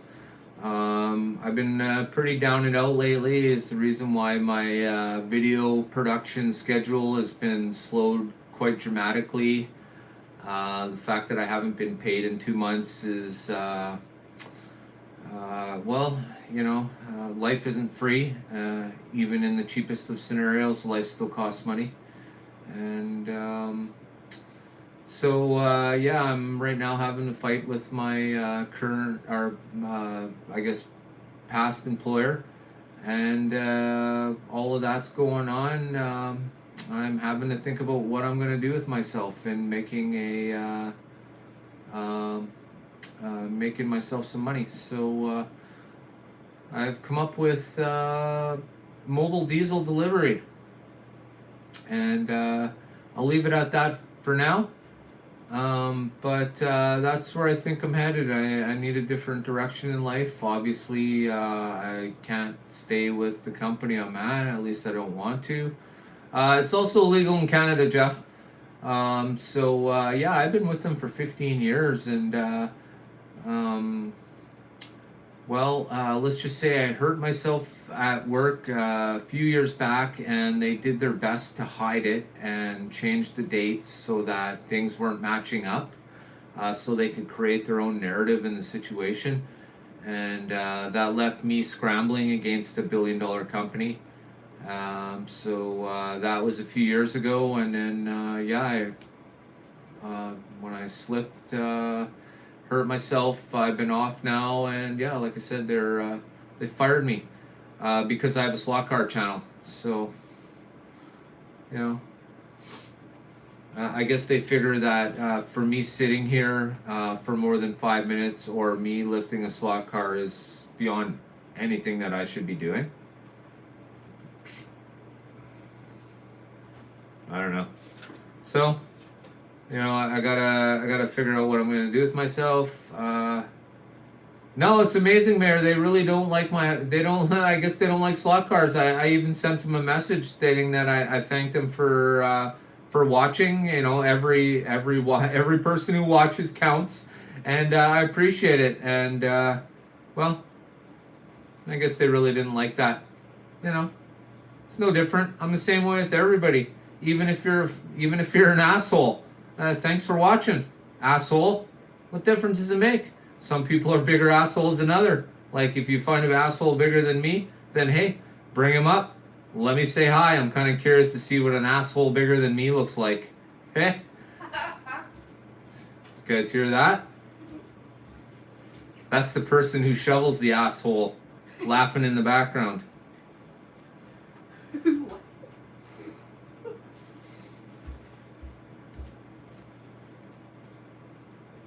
So that's my story. That's where I've been the last little while. I try not to drag my personal life into my slot car page because, well, my slot car is what helps me keep my mind away from my absolutely destroyed back, and it allows me to have fun and interact with people like you guys. And hey, it doesn't affect my back in any way because I don't do any leaning over. I have that hand clamper thing for grabbing stuff on the set. Everybody should have one of those regardless of whether they have a back issue or not. Those hand grabbers, man, they're awesome. Everybody should have one.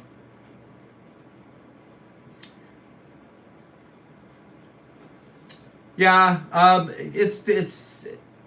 it's not the fact that they've done so many things that are wrong, and it's actually hilarious how many things they've done wrong. We've just allowed them to slide, and because for one thing, they could easily just flog it away as it being something else, and that's how $1 billion companies act. They'll just make it look like it's your fault or something else. So, but once they've stepped on a few different things, it's going to be hard to back out of. Even if they could back out of one or two of them, there's no way. There's a pile of them. We got them. The only thing is now, once again, life isn't free. So, it's a little better now. I think, maybe explaining to you guys what the scenario has been for a little while and where I've been and what I've been doing. Like I said, I normally don't want to, shit on your parade or anybody's parade, and nobody really wants to hear the downside of anything, but life is as it is, and it's this channel that keeps me sane, and every time I'm making videos or racing on the set, it helps me to allow my mind to wander in how great our hobby actually is. So if you wonder what my thoughts on our hobby is, I feel that our hobby is so incredibly great. It actually helps me put my mind in a different place. So if you're with me, then you know exactly what I'm talking about, man. When you squeeze that trigger of that HO handled slot car and you're flying through the track, hey, you're not thinking about doing bills. You're not thinking about going grocery shopping, right? You're thinking about not flying off the corner. You're thinking about squeezing the trigger a little faster and getting a little better time. You know what? I think we're all here for the exact same thing. We're all HO nuts. You bet we are, Mayor. That's why we're all here. We're all here for our own reason. Mark's here for his reason. Mayor, you're here. Clint, Art, Jeff, Mike, Robert, we're all here. Patriot, you know, we all love what we do. And for myself, it helps me forget about my back issues. Absolutely fantastic. So what my problem is, I have a separated L3 and L4.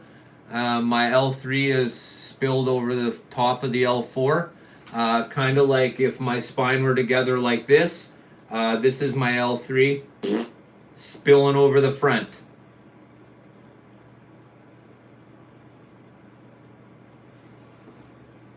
So that's my spine basically broken to half. Makes my spinal canal about half the diameter it's supposed to be. So life is a little gingerly to start with. Thank you, Rick. I appreciate that. Thank you, my friend. But yeah. Yeah, right, Mayor, for sure, right? Yeah, you see, and the worst part, Mike, about my condition is it's not necessarily, it's my mid back. So I can't carry any weight. One day I'll pull an old picture of what I used to look like 5 years ago, and you guys will be blown away, big time, blown away. So hold me to that. I'll show you guys some pictures next Monday. Yeah, this 50-year-old frail bird who's broken in half was an absolute ass kicker. 240 pounds of solid muscle at 5'11". Yeah. Yeah, much different look. That's all I gotta say. Oh my gosh. I really think I'm gonna start to have to use a cane soon. Or at least I'll get one with a sword in it, right?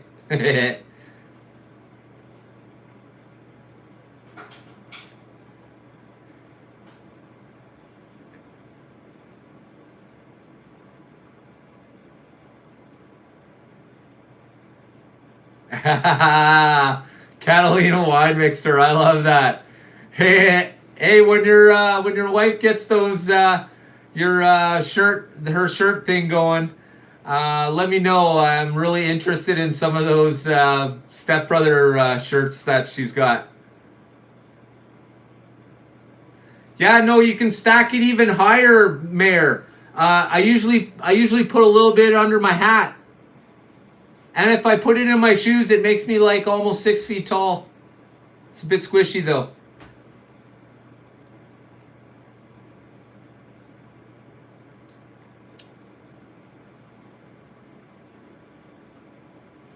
Yeah, for the longest time, all I did was I worked bar security, special event security.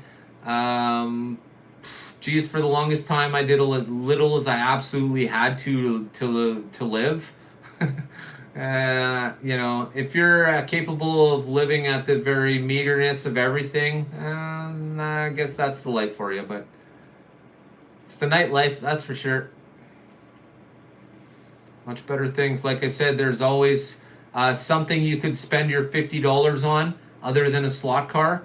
And you know what? I used to, and it would end up with nothing to show for it.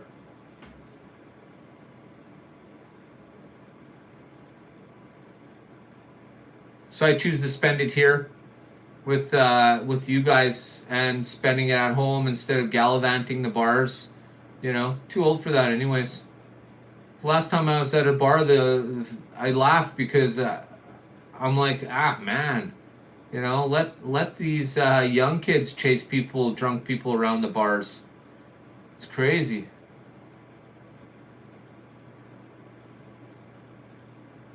But life's much simpler these days.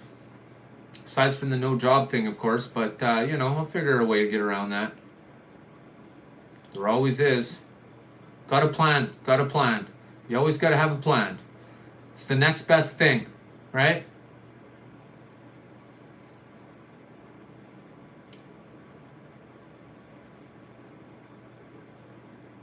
Wolfset on the cane, yeah, with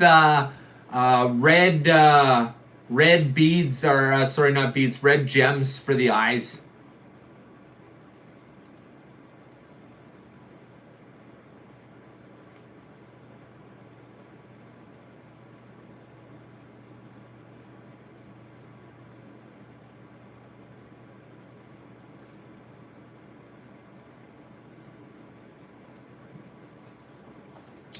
Yeah, that's just it, Robert. Besides, I'm not a super big drinker either. Yeah, no kidding, Rick. Yeah. That, like I said, that Crystal Skull probably lasted me 2 years. I paid a little bit more for it because it was kick ass, man. It looks awesome. So, yeah. No, I don't want to work for anybody's shift. If I do anything, it's going to be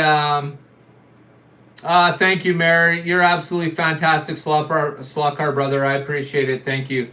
Hang in there. There's little something for a sandwich. Something for a sandwich. All right. Well, I ain't going broke tomorrow. Lunch is on Mayor tomorrow. Thanks, brother. I appreciate it. You're awesome, my friend.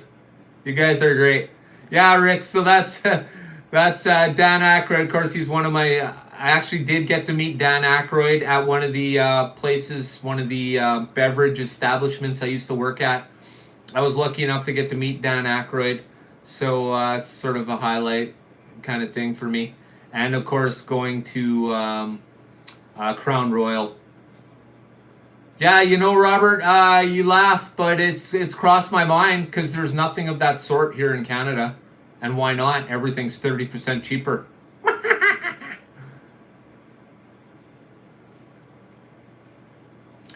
Yeah, absolutely fantastic. Oh, Crystal Skull on the cane. Yeah, that would be kick ass, right? Man, if I had two of them. Oh no, it wouldn't work because it's got the plug on the top. I was thinking you could put them on the edge of your chair and hold them like if you ever see the end of Conan, there's supposed to be a Conan the King where you see him at the very end. He's sitting on the throne all by himself. Yeah, man, they should have made that movie. They should have, but they didn't. But yeah, that would look cool.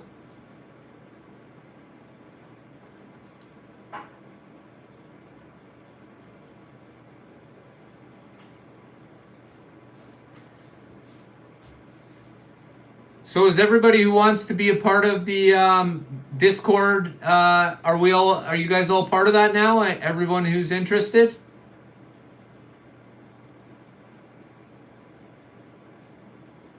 Oh, that would be cool.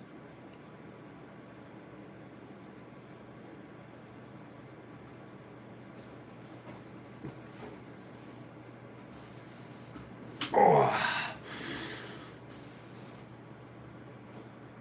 Yeah, so I went out and bought this expensive Opus Forum thing. One of those $300 jobbies that massages and does everything to your back and stuff. So every once in a while, my eyes go all googly, a little too rumbled.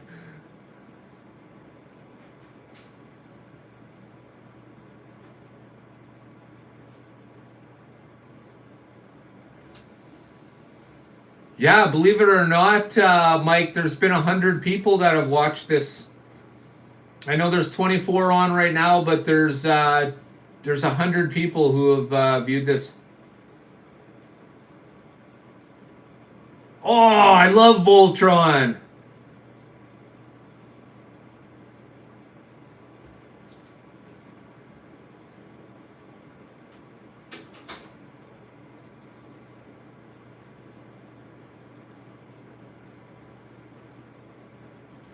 Yeah, no problem, Schiff. We'll be here week after week or any day of the week. The good thing about the Discord is, first off, you don't have to go on it at all. You don't have to be overly participative. I mean, you're there in the room. Say hi to everybody, and if you don't want to become like super active in the conversation, then just hang out and listen. That's all cool. But the best part about Discord is you've got a captive community. There's like I think we're pretty close to like 15 people now, and you know, if you want to share something with that community, there's going to be somebody on or somebody who will reply to you. There always is. We're always throwing chats, showing pictures. You see, you could share pictures with those members there.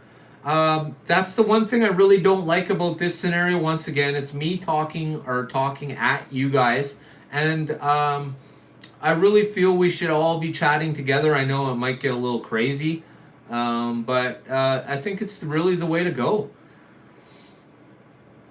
The only thing I could really think of doing is maybe doing a meeting outside of YouTube and then recording it and then posting it onto YouTube. But I'll think about that.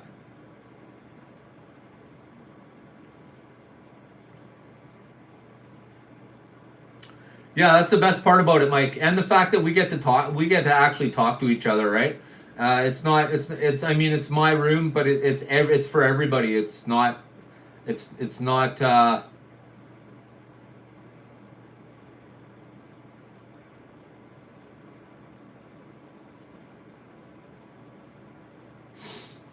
So yeah, um, yeah, it's just a place where we can go and share some information. If you're looking for sources of things, we have a very good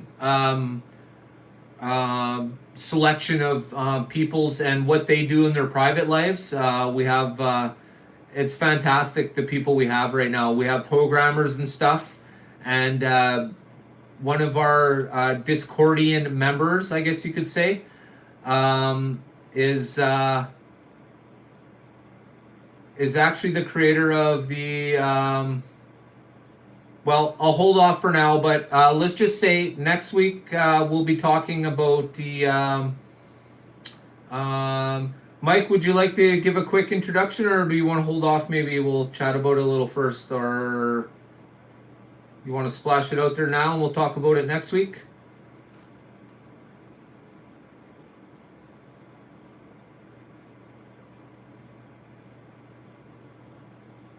Okay. No problems, brother. We'll catch up next week. So there'll be some pretty interesting stuff going down next week.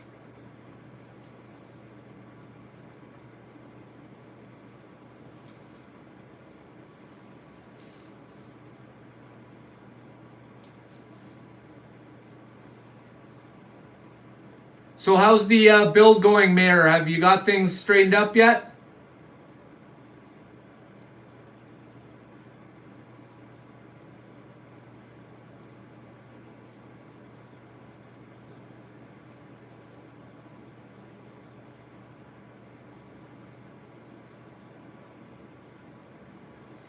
Pre-recorded, then uploaded. Okay.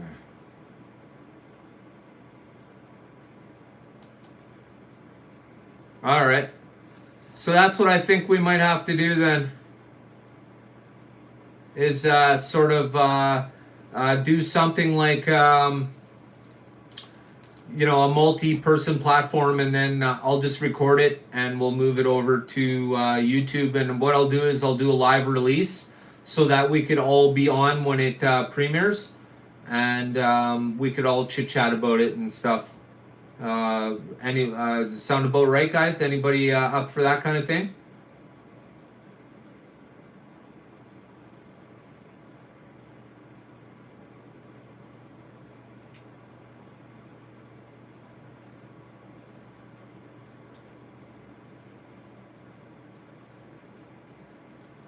Holy Mayor, the first time I ordered stuff from Scott at Scott's House of HO Racing, uh, he's like sort of in the middle of the States.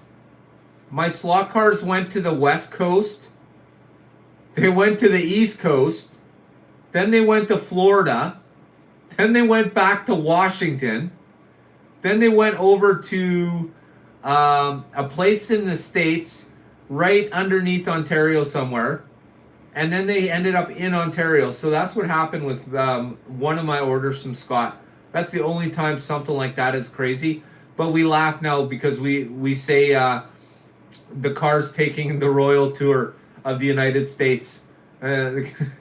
So we were getting a good kick out of that. It was the first time I ever dealt with them, so it was kind of like we were just getting a kick out of it. It must have stopped in like 30 places. It was absolutely ridiculous, and none of them were close. It wasn't like they hit 3 states in a row. It was like, yeah, we hit Florida, then we hit Washington, then we hit California, and then we hit. It's like, what? Yeah, no kidding, right? It's too bad you can't put a stamp on the box so you can be like, yeah, my slot card traveled the world.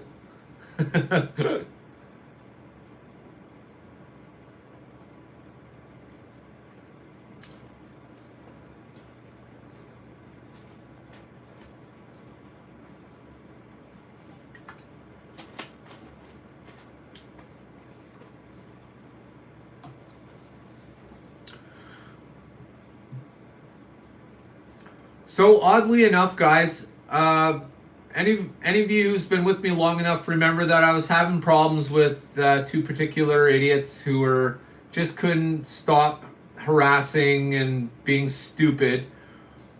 So I had to call them out, and then they kept doing it, not realizing that they're so incredibly stupid that I was getting an email every time they subscribed and unsubscribed. Oh, video is frozen. I wonder if my phone's gonna go dead.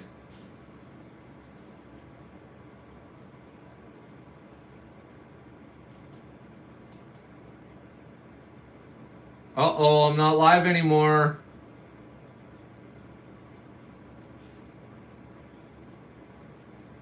Can you guys hear me?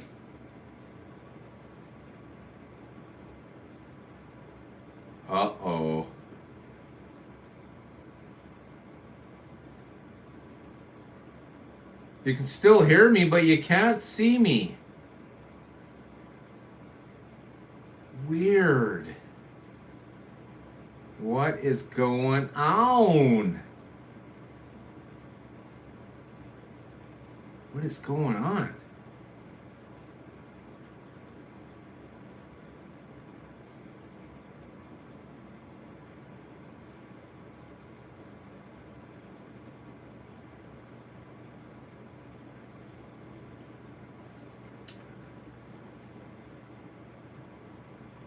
Yeah, they did, Jeff. It took the tour it took was absolutely ridiculous.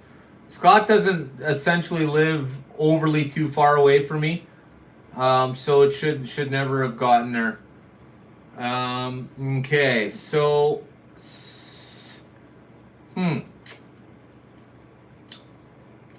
well, all right. I don't know what's going on, guys. We've been at this for 2 hours now. I'm gonna tell you guys a joke. I think I might as well. I mean, that way you don't have to look at me. All right, so here it is. All right, so this unpopular guy. I've told this joke before, possibly, so you may have heard it, but here it goes. All right, so this totally unpopular guy's walking down the beach, and he sees this totally popular guy, and these girls are all over him. So he walks up to the guy and he says, "Hey, listen, buddy. How is it that you have all these super sexy girls around you?" So the cool guy pulls the nerdy guy over to the side and he says, "Okay, listen, buddy. This is what you do. You take this potato here and you put it in your pants." So day passes on. Next morning, you see this guy. All the girls are running away from him. And he can't figure out what's going on. So he walks up to the cool guy and he says, "Listen, I did exactly what you told me. I took the potato and I put it in my pants." And the cool guy looks at him and goes, "Dude, the potato goes in the front of your pants, not the back."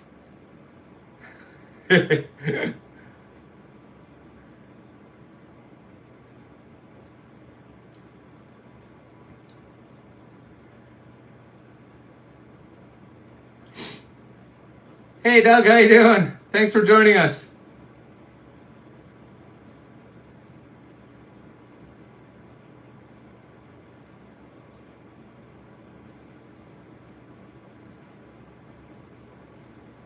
All right, guys. So once again, before we head out, I just want to make sure that everybody who's a creator has been found by somebody who needs to find you today. Okay? So for those of you who are new or don't know who the creators in the house are, here they are. Okay? First off, Iron Bugbear, are you a creator or are you just a member and supporter? And I do appreciate that, of course. But if you're a creator, I want to make sure that people know that.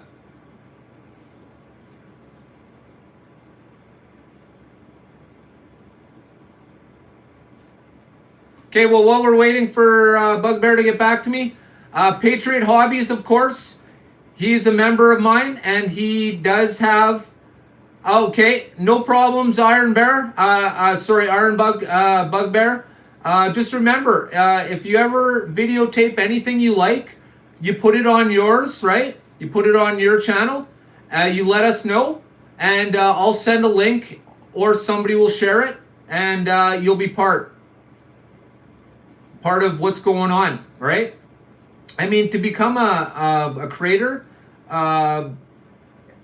it's as little as filming everything you do. Like I always say, always film everything you do. That way, if you're not sure, let people decide what... Don't you decide what you think people want to see. This is the internet, man. You're not talking to a very small amount of people here. Listen, you're talking to basically everybody you see at any point in time, right? These are the people who might be watching your stuff. So I want to remind you guys, of course, Patriot Hobbies, he has his own channel, right? We have Gale Force Raceway. The mayor stopped by. Make sure you say hi to him. Oh boy, I don't want to forget anybody. Who else is here who's got a channel right now? I think I got it right now. That's everybody who's here currently who has a channel.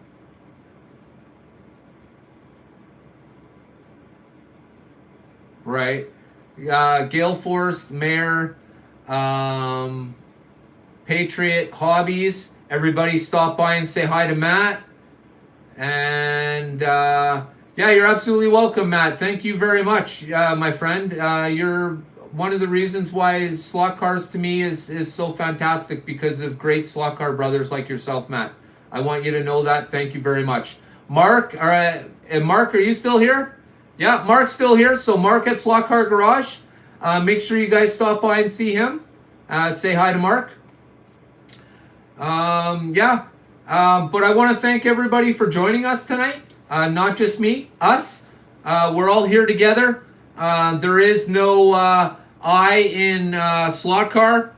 No, there is no I in Slot Car. But there is a Slot Car in Slot Car. So I want to say thanks to everybody tonight for watching. I know it's been a little crazy. Thanks, Fry. Oh, yeah. Check out Fry, guys. You guys got to check Fry's stuff out, man. He's got lots of stuff going on there. I got to go check him out myself. Thanks, Fry. You're a good friend. Thank you, brother. All right, so.